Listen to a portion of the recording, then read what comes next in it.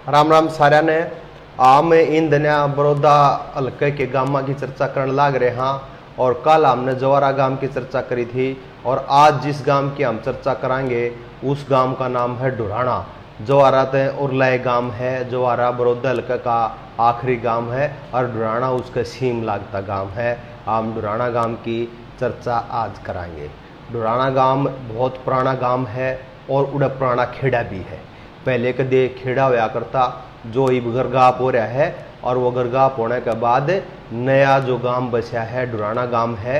उड़े ढुराना आज गांव है, ढुराने का नाम ते जाना जावे है। न्यू मान्या जावे है कि कुंडू गोत्र के जाटा का ये गांव है और वो उनका निकास टिटोली तो माना जावा है। तकरीबन उड़े 4 गांव है, काछापर वगैरह भी गांव है जो टिटोली ते गए उड़ है और ढुराना भी टिटोली ते गया उड़ है। कदे पुराना खेड़ा था उड़ गया था। पुराना खेड़ा किने प्राकृतिक रूप से बहुत गामा में आप देखोगे कि पुराने खेड़े हुआ करते, उनके खेता में कितने टीले हैं और उड़े खेड़े हैं।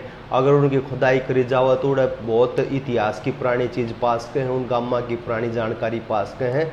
तो ढुराना गांव भी बहुत पुराना खेड़ा है और पुराने खेड़े के बराबर में फिर नया गांव बस्याउड़ है। यूँ भी कई सौ साल पुरानी बात है। तो ढुराना गांव है। ढुराना गांव की आप देखोगे ज़मीन है जो वो अच्छा बड़ा रकबा इस गांव के पास है और गांव में नहर लागे है। नहर लागे है तो 2 रजबाए इस गांव में लागे हैं। एक एशराना का अंताव है, एक मुड़क के आली नहर मत लेकड़े है।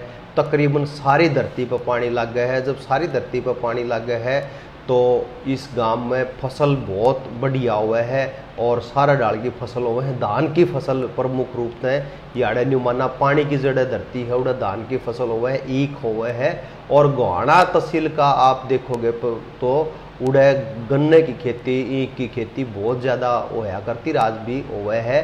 तो युवा क्षेत्र ईख के रूप में बहुत वो माना जावा है कि ज़्यादा ईख याड़े हुआ है। लेकिन जब तक धान बोन लागे हैं लोगों का रुझान जो है वो धाना की तरफ है। इस गांव पे आप देखोगे कि इस गांव में रेलवे स्टेशन है। कल हमने चर्चा करी थी जवारा गांव का भी ढुराना का रेलवे स्टेशन लग गया है। और रेलवे स्टेशन जो ढुराना रेलवे स्टेशन है वो कदे अंग्रेजा का टाइम का है, बहुत पुरानी रेलवे लाइन है। रोहतक तक पानीपत जावे है उस लाइन पे, रेलवे लाइन पे ढुराना है। ट्रेन नंबर 8 इस गांव का लागे है। और इस गांव में आप देखोगे नाले बने उड़े हैं और नाले का साथ साथ ट्रीटमेंट के हल्के फुल्के प्लांट भी हैं कि जिनमें साफ होकर पानी ड्रेन में पड़ा है। तो इस गांव में गंदा पानी के निकासी की समुचित व्यवस्था है। ईपती जिन गांव की भी हमने चर्चा करी है उन गांवों में ड्रेन में पानी के निकासी की समुचित व्यवस्था नहीं थी, लेकिन इस गांव में पानी की गंदा पानी की गांव के निकासी का पानी की समुचित व्यवस्था है, जिसका कारण गांव के जोड़ जो हैं वो बहुत साफ सुथरे हैं। ये बहुत अच्छी बात है। जोड़ गांव की शान है, जोड़ गांव के बहुत काम आए हैं और अगर वे साफ सुथरे हैं तो डांगरा ने पानी पीने में और बीमारी ना फैलने में बहुत ज़्यादा सहायता जोड़ा की रवा है। जोड़ एक बहुत उन्नत संस्कृति है। इस गांव के जोड़ इसलिए साफ सुथरे हैं कि नाले का पानी, गंदा नाले का पानी ड्रेन में चला जावे और वो भी साफ करके ड्रेन में डाला जावे है। तो ये इस गांव की ये बहुत अच्छी बात हमने पाई है। नहर का पानी जैसे हमने बताया कि तकरीबन सारे गांव में लग गए है। गली पक्की है, फिरनी पक्की है। गली तकरीबन सारी पक्की है, गांव का चौगरदा के फिरनी भी पक्की है। और इस गांव में एक और खासियत की बात है कि खेता में जाने वाले जो रास्ते हैं, बड़े बड़े रास्ते, प्रमुख रास्ते, वो भी पक्के हैं। और कई गांव माने मार्केटिंग बोर्ड की सड़क जावे हैं, बहुत से इसके चौगरदा के गांव माने सड़क है वो जावे है इस गांव में। और स्कूल है वो 10वीं तक का स्कूल है। इस गांव की जनसंख्या लगभग 3500 के करीब है और 1700-1800 के करीब इस गांव में वोट हैं। अब ये तो इस गांव की ये स्थिति है कि इस गांव के अंदर सुविधाएं हैं। इस गांव में दोनों अस्पताल हैं, डांगरा का भी मानसा का भी। लेकिन आप देखोगे हम कई दिन तक जो चर्चा करने लग रहे हैं उस चर्चा में हमने पाया है कि जो मानसा के अस्पताल हैं उन अस्पतालों में टेस्टा की सुविधा नहीं है। हम बार बार एक के बात करने लग रहे हैं। गामा की व्यवस्था ये होगी है कि टेस्ट है जो ज़रूरी हो गया, टेस्ट ज़रूरी हो गए हैं। तो छोटे मोटे टेस्ट हैं वो एक्सरे वगैरह है, वे टेस्ट उड़े गाँव में होने चाहिए। तो इसलिए हम न्यू का वहाँ इन अस्पतालों में समुचित व्यवस्था होनी चाहिए और टेस्ट होने चाहिए। बल्कि हमने कहा कि इन अस्पतालों में ना दिन बांट के बड़े या विशेष प्रकार की बीमारियां के डॉक्टरों की भी हफ्ते में जरूर विजिट हो जानी चाहिए। ये भी सुविधा गाँव में होनी चाहिए। 10वीं तक का स्कूल है, कंबाइंड स्कूल है, छोरे छोरियाँ का इकट्ठा स्कूल है, लेकिन प्राइवेट स्कूल 4 है। इसका मतलब गांव में शिक्षा की तरफ रुझान तो है, लेकिन सरकारी स्कूलों की हालत खराब है। और सरकारी स्कूल तो 10वीं तक का और गांव में प्राइवेट स्कूल 12वीं तक के हैं, 2 स्कूल। तो ये एक की कसूती बात नहीं है कि प्राइवेट स्कूल तो 12वीं तक के और सरकारी स्कूल है वो 10वीं तक का है। स्टेडियम है, स्टेडियम की हालत भी ठीक ठाक बताई जावे है। रेलवे स्टेशन इस गांव का लग है, ये एक सुविधा है। पानी वाटर वर्क्स है, लेकिन वाटर वर्क्स रद्द पड़ा है। ईब तक जितने भी गांव का हमने जिक्र कराया है उसमें आप एक स्थिति देखोगे कि पानी पीने का वो है ट्यूबवेलों से लिया जावे है, धरती का पानी है। जब वाटर वर्क्स है तो वे सुचारू रूप से काम क्यों नहीं करते? रजबाए हैं, जिन गामा का रजबाए लागे हैं उड़े तो नहर का पानी ट्रीटमेंट करके दिया जा सके, साफ सुथरा पानी के वाटर वर्क्स के सिस्टम बढ़ सके। लेकिन कहीं न कहीं अव्यवस्था की कमी है, ये स्थिति है।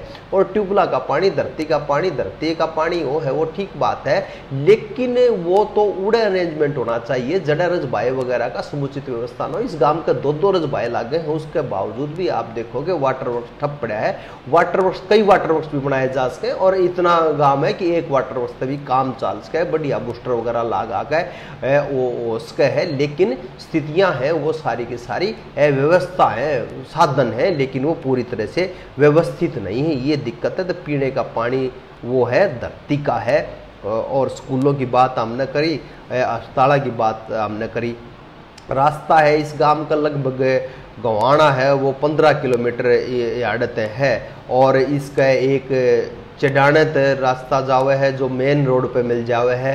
गोहाना पानीपत, गोहाना चंडीगढ़ का इसका रोहतक चंडीगढ़ का इसका नेशनल हाईवे है, उसमें जाके मिल जावे है। मोडलानत भी मिले है, चढ़ानत भी मिले है, लेकिन चढ़ाने वाला रास्ता सीधा है, तो इसलिए चढ़ाने का रास्ते का प्रयोग लोग हैं वो इस गांव के कर रहे हैं। लेकिन एक दिक्कत जो है वो ये है कि गांव में परिवहन की व्यवस्था नहीं है। गांव में कोई सरकारी बस या किसी प्रकार की बस का कोई सुविधा नहीं है। इस गांव में आप देखोगे कि 10वीं तक ऊपर पढ़नीय बालक है, या तो बख्ते रेल में जाना पड़ा है और फिर उल्टा आंधियन रेल का कोई टाइम कॉलेज के टाइम तक शूट नहीं करता। गोहाना जाने वाले बालक या मतलब पढ़ने जाने वाले बालक पानीपत कहाँ जाओ, गोहाना कहाँ जाओ, या रोहतक यूनिवर्सिटी में जाओ, या लड़कियाँ खानपुर यूनिवर्सिटी में जाओ, उनके लिए परिवहन की कोई व्यवस्था यहाँ पे नहीं है। आज़ादी के इतने साल के बाद भी इन गाँवों में परिवहन की व्यवस्था न होना कहीं ना कहीं अव्यवस्था है। तो स्कूल और कॉलेजा के टाइम पे परिवहन की समुचित व्यवस्था इन गाँवों में होनी चाहिए। और साधन सब आदमियों द्वारा नहीं होया करते। 3-4 किलोमीटर चढ़ाना पड़ा है, उड़त आके साधन पकड़ना पड़े, या उड़त उतर के पैदल गाँव में जाना पड़े, तो सब द्वारा साधन नहीं है। गरीब आदमियों द्वारा जिन द्वारा साधन नहीं है, अगर बस वगैरह की व्यवस्था हो जाए तो अब एक बात और देखना पड़ेगा। एक बार हरियाणा रोडवेज में आपने देखा होगा कि मिनी बस चला करती, लेकिन वो प्रोजेक्ट कामयाब नहीं हो पाया। क्यों नहीं हो पाया इसका हमने आज तक नहीं बेरा। जिन गाँवों में थोड़ी सवारी है उड़े मिनी बस उड़ाते चाल सके हैं। इस प्रकार की व्यवस्था है, परिवहन की व्यवस्था होनी चाहिए। ये वो है। गांव में डाकखाना है लेकिन बैंक नहीं है। अब जनधन योजना की और सरकारी योजनाओं की बहुत सी बात हुए हैं, लेकिन बैंक ना हो तो वे सारी अधूरी रह सके हैं। गांव छोटी छोटी चीज़ें जरूरत खातर दूसरे गाँव में जाना पड़े या गोहाना जाना पड़े, इसलिए गांव में बैंक तो होना चाहिए। इस गांव में जब समृद्ध गांव है, साफ सुथरा गांव है, गलियां पक्की हैं और सब प्रकार की व्यवस्था है, तो बैंक भी इस गांव में होना चाहिए। ये भी एक गांव के लोगों के साथ दिक्कत है। गांव में कई अभी पिछले दिनों पता चला कि देवेंद्र हैं वो एडीजे लगे हैं मध्य प्रदेश में, और गांव से बहुत से एचसीएस और कई अफसर गांव से निकले हैं। गांव में दादा मंगलदास का खेड़े पे स्थान है जहाँ पूरे गांव की मान्यता है, पूरा गांव जहाँ धोख मारने जाता है, इसलिए गांव में पुराने खेड़े पे मान्यता का स्थान है। गांव बहुत साफ सुथरा गांव है, फिर भी इस गांव में बच्चों की लाइब्रेरी और बहुत अच्छी अच्छी जो और व्यवस्था हो सके है वे होनी चाहिए। स्वास्थ्य की बेहतर व्यवस्था होनी चाहिए, परिवहन की व्यवस्था होनी चाहिए। ये एक वो साफ सुथरा गांव है, इसका और अधिक विकसित हो सकता है और इसको मॉडल गांव के रूप में बनाने में बहुत कम साधनों की ज़रूरत है, क्योंकि गांव ने अपने आप से साधन बहुत अच्छे से विकसित हो रखे हैं। पिछले 2019 का जो चुनाव था, उस चुनाव में इस गांव में 2 बूथ हैं। ये पहले बूथ पर श्री कृष्ण हुड्डा जी को मिली थी 233 वोट और योगेश्वर दत्त को मिली थी 208 वोट और भूपेंद्र मलिक को मिली थी 227 वोट, यानी तीनों ने लगभग बराबर वोट मिली हैं। 1 वोट मिली थी नरेश ने और जोगेंद्र मलिक को मिली थी 4 वोट। दूसरे बूथ पे 211 वोट श्री कृष्ण हुड्डा को, 295 वोट योगेश्वर दत्त को, 116 वोट मिली थी भूपेंद्र मलिक को और 41 वोट मिली थी नरेश को और 7 वोट मिली थी जोगेंद्र मलिक को। कुल मिलाकर पूरे गांव में आप देखोगे 444 वोट तो आई थी श्री कृष्ण हुड्डा के और 503 वोट आई थी योगेश्वर दत्त के, 345 वोट आई थी भूपेंद्र मलिक के और 42 वोट आई थी नरेश के और जोगेंद्र मलिक का आई थी 11 वोट। तो देखोगे कि बराबर पे तुल्या सा गांव है, इसलिए इस गांव की ये राजनीतिक व्यवस्था है कि सब ने मिल बांट कर वोट दे हैं। ये भी हम एक बात ने देख सके हैं, लेकिन इस गांव में जो जितना विकसित है ये और अधिक विकसित हो सकता है और जितनी चीज़ें हमने कराई आप लोगों को गिनाई है वे चीज़ें हो सकती हैं, यहाँ के चुनावी मुद्दे हो सके हैं और इस गांव का और बेहतर विकास हो सकता है। कल किसी दूसरे गांव के साथ आप लोगों से मिलेंगे, तो हम सारे हमारे से जुड़े हुए सार्थक पहल में हमारे साथ हो। थारा सबका बहुत